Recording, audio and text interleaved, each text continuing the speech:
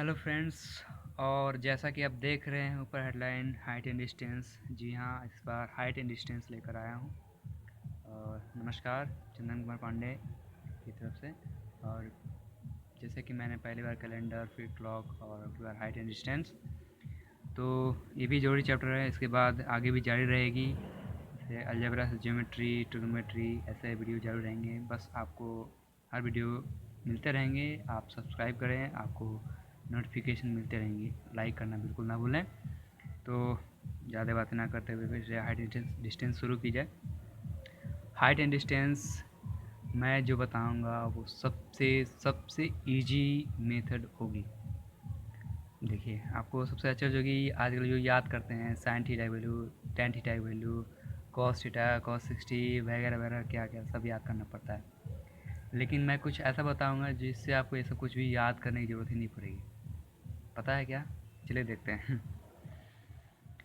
देखिए, कोई भी एंगल अभी हाइट एंड डिस्टेंस में आप पूरे एसएससी सीजीएल, चाहे एलडीसी, चाहे जो भी कंपटीशन लेवल हो एग्ज़ाम, उसमें देखे होंगे कि थीटा जो कोण रहता है या तो 30, 16 या तो 45, तीन ही चर्चा किए हुए रहते हैं।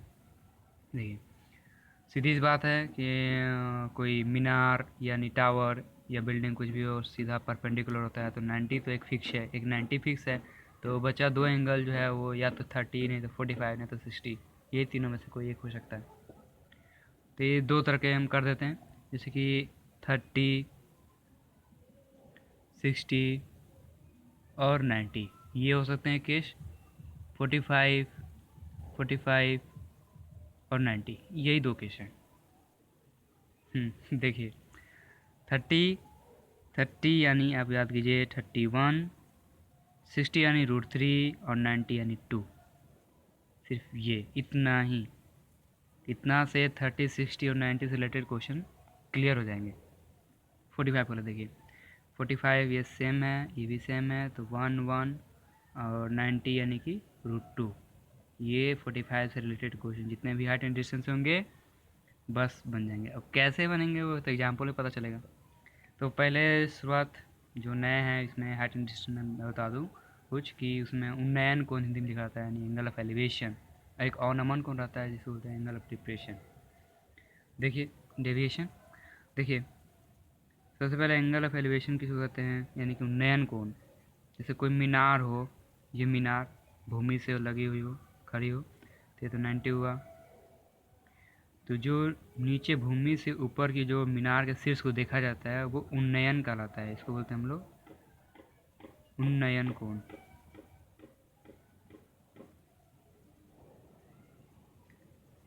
और देखिए, अगर हम अवनमन कोण क्या होता है, अवनमन कोण अगर नीचे की तरफ देखा जाए, इस शीर्ष के नीचे की तरफ ऐसे मिलाया जाए तो अवनमन कोण कहलाता है ये वाला। या फिर एक अवनमन ये भी होता है, ये अवनमन कोण ये भी कहलाता है। ये अवनमन कोण जब दो पैरेलल लाइन होते हैं उनके बीच में ऐसे लाइन बाइसेक्ट करता है, लाइन अगर कट करता है तो ये एंगल जो होता है वही एंगल ये हो जाता है। तो आप इस पर ज़्यादा बस मैंने बता दिया, ये एंगल उन्नयन कोण कहलाता है। ठीक है, आपको मेन फोकस पॉइंट ये है 30, 60, 90। अगर 30 रहे तो 30 के सामने वाला, देखिए 30 एंगल है, 30 के सामने वाले जो साइड होंगे वो 1:√3, यानी 60 वाले सामने √3 में अनुपात में और 90 वाले सामने में 2 के अनुपात में। चलिए देखा जाए क्वेश्चन किस तरह के रहते हैं और कैसे मैं कैसे दावा कर रहा हूँ कि इतने ही दो ट्रिक पे बन सकते हैं पूरा ट्रिग्नोमेट्री। देखा जाए, सॉरी, हाइट एंड डिस्टेंस। चलिए पहला क्वेश्चन जैसा कि आप देख पा रहे हैं, लिखा हुआ कि एक 10 मीटर लंबी सीढ़ी एक दीवार के सहारे खड़ी की जाती है। यदि भूमि से 30 डिग्री कोण पर झुकी हुई हो तो दीवार से सीढ़ी के तल की लंबाई जो है वो दूरी में कितनी होगी। अगर मैं इसका फिगर बनाऊं तो कैसी होगी, देखिए। सबसे पहले कह रहा 10 मीटर सीढ़ी, सीढ़ी ये पहले दीवार है, दीवार से एक सीढ़ी है और सीढ़ी की लंबाई दे दी है 10 मीटर। ठीक है, तो ये तो ज़मीन होगी। ठीक है, 10 मीटर सीढ़ी एक दीवार के सहारे खड़ी की जाती है यदि भूमि से 30 डिग्री कोण, ये जो है 30 डिग्री कोण है। तो क्या कह रहा है, तो सीढ़ी के तल से, यानी सीढ़ी के तल ये वाला तल से और दीवार के तल की बीच की दूरी ये निकालना है दूरी। चलिए, अब मैं कैसे कर रहा था वो ज़रा देखिए। जैसे कि आपने याद किया होगा, मैंने बताया था ऊपर में, याद ही होगा 30 60 90। 30 के सामने देखिए, 30 के सामने क्या है 1, तो 30 के सामने आप 1 लिख लीजिए। चलिए, 60 सामने मैंने क्या लिखा √3, तो जाहिर सी बात है 30 है 90 है तो 60 तो हो गई ही। 60 सामने मैंने लिखा है √3, और 90 के सामने क्या होता है 2, ऐसे छोटा छोटा लिख लीजिए। ये आपका मन में हमेशा छप जानी चाहिए। अगर ये ध्यान में रहेगा ना तो आपको कलम की जरूरत ही नहीं पड़ेगी, बता दे रहा हूँ। देखिए, तो 90 के सामने 2, 30 के सामने 1, 60 के सामने √3, यानी ये सब रेशियो में है। जरा आप ही खुद देखिए कि अगर ये 1 है तो ये 2 है, यानी ये 10 है तो ये कितना होगा 5 होगा ना। ये 1:2 मतलब क्या, ये इसका आधा है, यानी अगर 10 है तो ये 5 हो गया। ये अगर 5 हो गया तो ये तो 1√3 यानी कि 5√3 ये हो जाएगा। ये हो गया आंसर आपका सीधे डायरेक्ट, है ना। हो ही नहीं अचरज। ठीक है, फिर बताता हूँ। देखिए 30 60, यहाँ पे आपका 10 दिया हुआ था। ये सीढ़ी का नीचे का तल से तल का लंबाई निकालना था। सीढ़ी का लंबाई दिया हुआ था, तो मैंने क्या किया कि 30 के सामने मुझे, जैसे कि मैंने बताया था ऊपर में, 30 के सामने 1 होना चाहिए, 60 के सामने √3 और 90 के सामने 2। तो ये लंबा यानी 90 है, 90 के सामने 2 लिखा मैंने, 30 के सामने 1 लिखा और 60 के सामने √3 लिखा। ठीक है, अब जैसा कि मैंने ये 1 2 √3 लिखा है, तो देखिए 1 और 2 मतलब क्या हुआ कि ये 2 है, ये 1 है, यानी कि ये आधा है, ये वाला आधा है इससे। तो फिर 10 है तो ये 5 हो जाएगा। और जब ये 5 है, तो देखिए जब 5 है तो ये कितना हो जाएगा 5√3, क्योंकि ये 1√3 यहाँ लिखा होता है। जब ये 1 था तो 1√3, और जब 5 है तो 5√3। तो सीधी तौर पे कहा जा सकता है कि रेशियो ही है ना सर, 30 60 90। ऐसे भी लिख सकते हैं इसको, x√3 और इसको 2। ये बस मिटा लो, यह आंसर हो गया आपका। चलिए दूसरा क्वेश्चन देखा जाए। तो बताइए इसमें कितना टाइम लगा। मुश्किल से 10 से 15 सेकेंड। भले समझाने की बात अलग है, लेकिन बनाने में कितना टाइम लगेगा, 10 से 15 सेकेंड से भी कम। इसको देखा जाए, लिखा है कि 100 मीटर लंबा की दूरी से एक मीनार का उसके तल से उन्नयन कोण 30 डिग्री है, तो मीनार की ऊंचाई क्या है। ठीक है, पहले फिगर में देख लेता हूँ ताकि आपको समझ में आ जाए।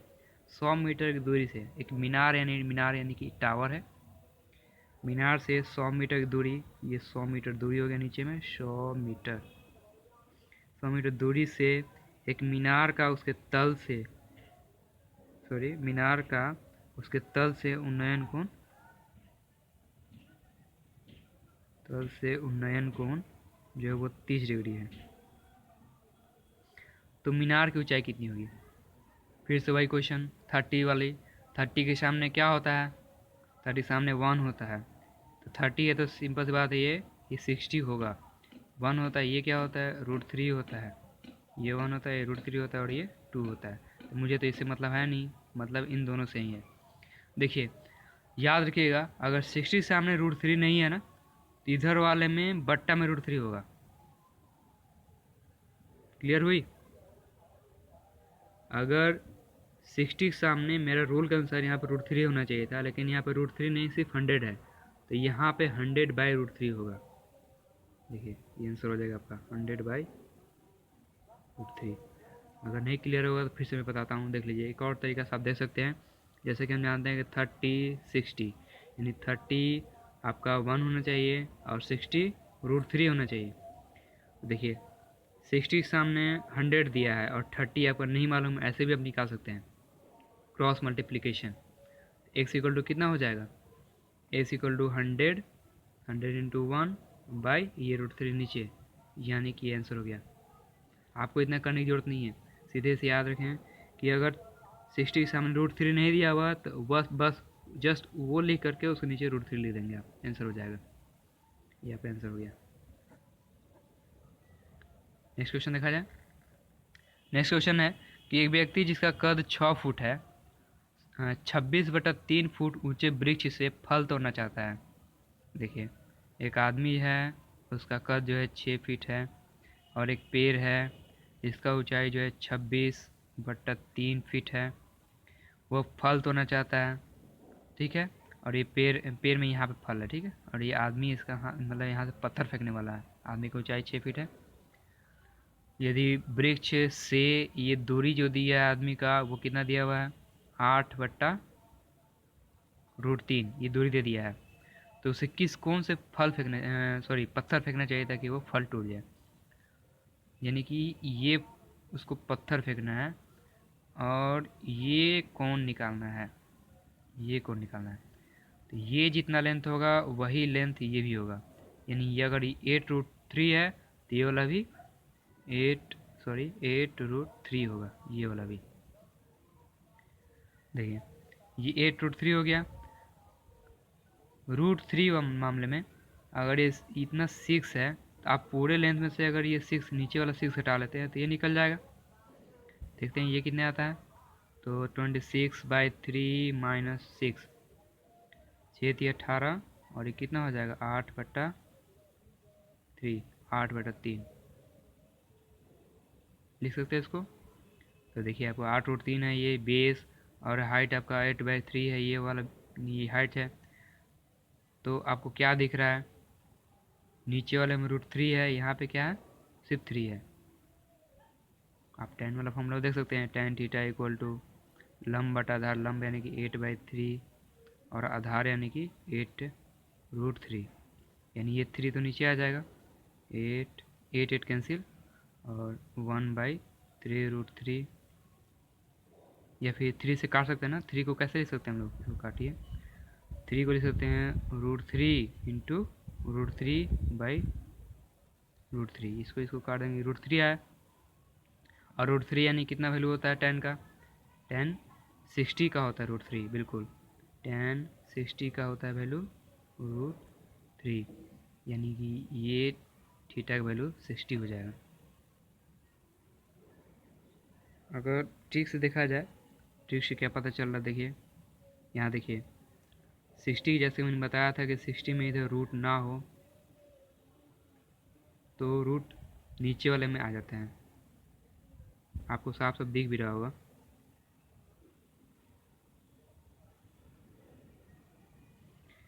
तो क्लियर हो गई ये। tan थीटा इक्वल टू लंब बटा आधार, ये लंब 8/3 और आधार यानी कि 8√3।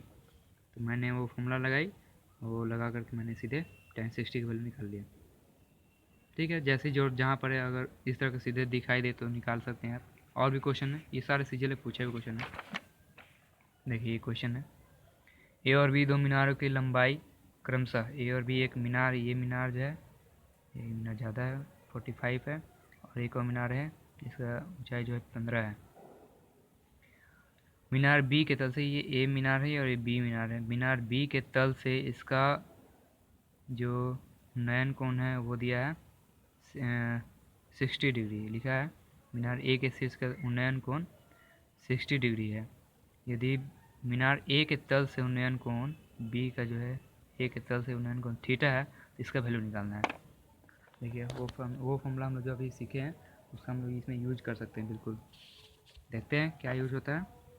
सबसे पहले आपको क्या दिख रहा है, ये जिसका एंगल दिया वो आप ट्रायंगल देखिए ध्यान से, ये ट्रायंगल, इस ट्रायंगल में 60 के सामने 45 है। तो जब मैंने बताया था 60 के सामने 45 हो तो 30 के सामने क्या हो जाता है, वही 45/√3 हो जाता है। अब 45/√3 को हम लोग क्या लिख सकते हैं, 15√3 ये लिख सकते हैं। तो आपको साफ साफ दिख रहा है कि ये 15 है, ये 15√3 है। तो 15 के सामने और √3 किसके सामने होता है, 60 के सामने, ये 60 हो जाएगा। और 15 के सामने क्या हो जाएगा, ये 30 हो जाएगा, ये आंसर हो जाएगा। या फिर आप फॉर्मूला भी लगा सकते हैं tan 30 का, tan थीटा इक्वल टू लंब यानी कि ये लंब और आधार यानी कि नीचे वाला 15√3, 15 कैंसिल 1/√3। तो थीटा इक्वल टू क्या आ गया, 1/√3 किसका होता है tan में, तो होता है 30 का, यानी 30 डिग्री आंसर। अब बस मैंने बताया था कि यहाँ पे x√3 किसका, 60 के सामने x√3 और 30 के सामने x, तो सीधे आप देख कर बना सकते हैं। और भी क्वेश्चन देखते हैं, एक और है। समतल आधार पर खड़ी टावर की परछाई सूर्य की ऊंचाई 60 डिग्री की तुलना में 45 डिग्री हो जाती है, होने पर 40 मिनट लंबी हो जाती है। क्वेश्चन ये है,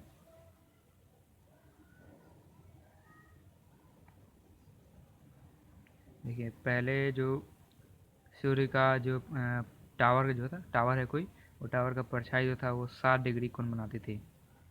लेकिन जैसे ही सूर्य ढलता गया नीचे की तरफ, नीचे से आता गया, तो वो परछाई जो है वो बढ़ती गई। यानी ये परछाई जो है वो कब, जब 45 डिग्री होती है तो ये परछाई की लंबाई जो है वो 40 मीटर हो जाता है, 40 मीटर। तो ये आपका हाइट निकालना है। ठीक है, ज़रा ये बताइए कि अगर ये एक्स है तो 60 के सामने अक्स एक्स हो तो 30 के सामने क्या हो जाता है, x/√3 फॉर्मूला से, जैसे मैंने बताया था। अब देखिए 45 वाले मामले में क्या है, ये पूरा ट्रायंगल हो जाएगा। अब 45 वाला हम जानते हैं कि 45 के सामने वाला और ये वाला दोनों इक्वल होता है, क्योंकि 45 45 और 90 ये 1 1 और √2 होता है। यानी कि ये 90 तो ठीक है, 90 के सामने यहाँ √2 होगा, इसका कोई मायने है नहीं, बस हमको इसी से मतलब है। तो 90 छोड़ दीजिए, तो बचा ये 45 और ये 45, यानी ये वाला सेम और ये वाला सेम होगा। तो देखिए ये और ये सेम है, तो हम लिख सकते हैं ऐसा कि ये पार्ट इक्वल टू ये पार्ट, यानी कि x/√3 + 40। ये कैसे मैंने किया, क्योंकि ये 45 और ये भी 45, तो हो गया ये वाला भाग और प्लस ये वाला इक्वल टू ये वाला भाग। इसको सॉल्व कीजिए, कितना हो जाएगा, ये पार्ट इधर जाएगा, x-x/√3 इक्वल टू 40।